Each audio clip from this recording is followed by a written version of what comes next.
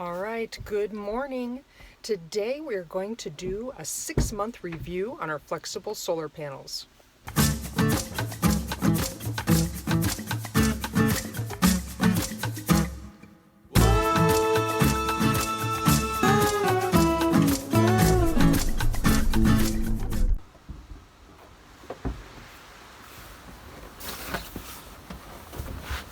So you may have seen our other video on our solar system that we installed on our van. I'll put a link up above so you can watch that if you need a little bit more information. But about 6 months ago we installed a solar system on our van, and we have two 100-watt flexible solar panels on our roof, and we're going to do a 6-month review and do some tests to see the status of these panels. Alright, here is a close-up of the panels, and you can kind of see a little bit of rippling here. I'm not sure if that's going to be heat damage.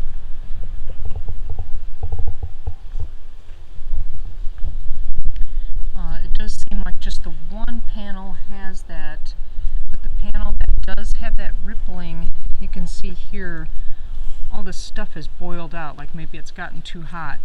This one here, nothing is coming out of it.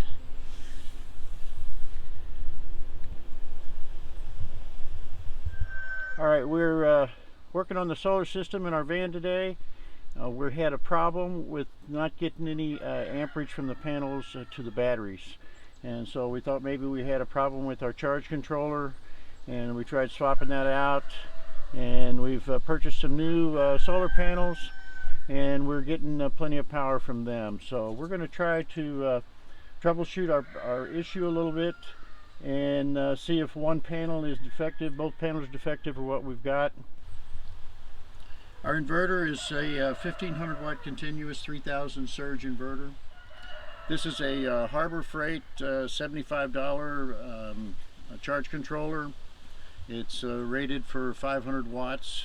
Batteries are underneath of this rubber flap back here, and these are gel batteries, and we've got them hooked in parallel. There's two 12-volt batteries. We're running a 12-volt system to this inverter, and we're using a nice heavy battery cable type wire, double-aught wire with crimped on ends to hook our inverter up.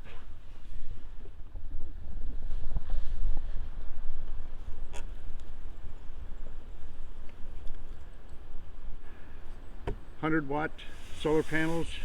They're flexible panels, and we have those screwed at the corners, as well as a double back adhesive along the ridges of the roof. As you can see here, we're getting absolutely no energy from our panels going to the battery, 0 amps. Our battery's up to 12.7 because we have charged them with a charger. But we're not receiving any amps from our solar panels, and we should be receiving at least some sort of power. We have sort of an intermittent cloudy day going on. We should be seeing something here, and we're not. So that's where we've got us a problem. I've got another charge controller. We're going to try swapping it out because we're actually getting voltage from our solar panels, but we're not getting any amperage. And so I thought, well, maybe it's an issue with the charge controller. We swapped this thing out. It's brand new out of the box.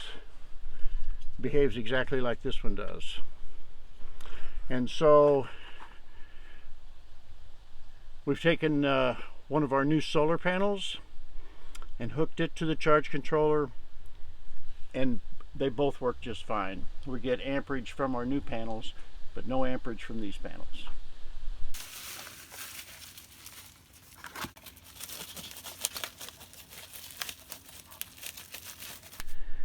Alright, our one panel has got visco deformation going on over here. It's all rippled up and stuff, and so we suspect that that's going to be a part of our issue. We're going to clip it loose from the system, and then we're going to do a little test here. see if the other panel is making amperage by itself.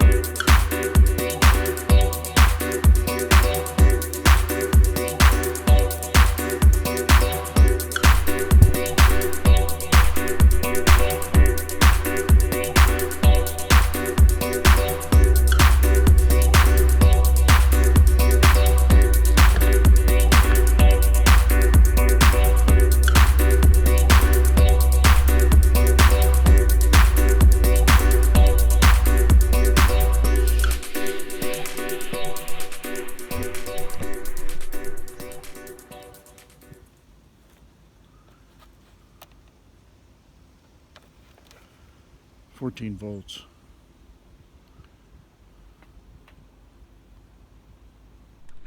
So after clipping one of the panels free from our feed going down into the charge controller, we still have 0 amps at the charge controller. We have voltage at both of these panels. Both of these panels appear to be producing voltage, but we have 0 amps. And even though it's not a brightly lit day, we should be getting some reading down inside. And we do get a reading from our new panels, so there. So the other panel is showing 7 volts, and that is not right. So this may actually, one here, yeah, without the damage. This one was showing with the damage. 14 volts.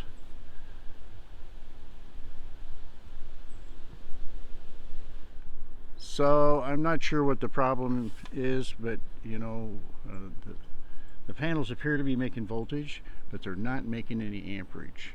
And our new panels make voltage and amperage. So I can only assume that these panels are defective.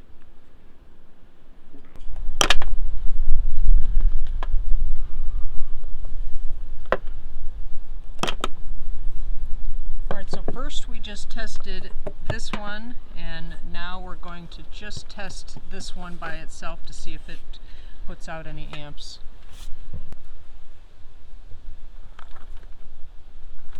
That is not very good.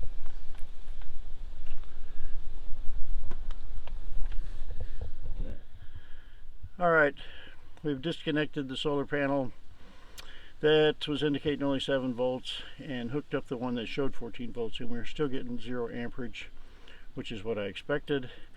So for whatever reason, neither of these panels is producing any power.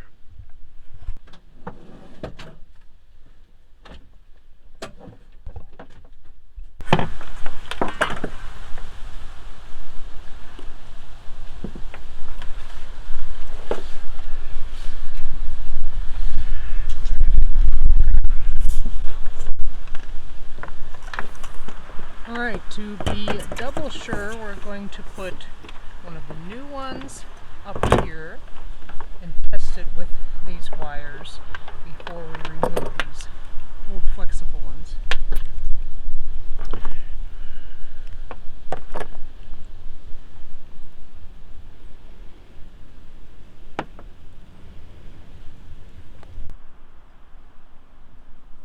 $13 volts.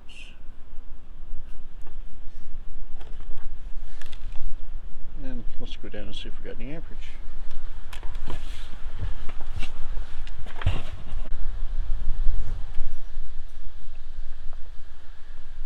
All right, and there we are, 0.4 amps.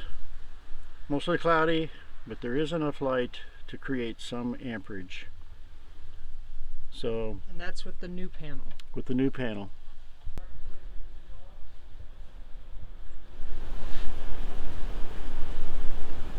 Alright, to recap it with our flexible solar panels here, we've had them for about 6 months and they have failed. We're not sure if it's from overheating or what. We've done our tests and we are going to be removing them and putting our new panels, also 2 100-watt panels on the roof, and we will continue that in our next video. Alright, here is some of the information about the solar panel. The brand, the model number, of course it's made in China. And hopefully this video will help some of you others that are thinking about using these panels in this type of situation. They do last the least amount of time, they have the shortest life, and I think these would work better on a fiberglass kind of roof rather than a metal, or you would need at least a 1-inch gap to try to diffuse the heat from reflecting against the metal. So the most power that these panels ever made was 4.5 or 5.5 amps mounted flat on the roof. These new solar panels we're going to be able to tilt, so it should greatly increase our power.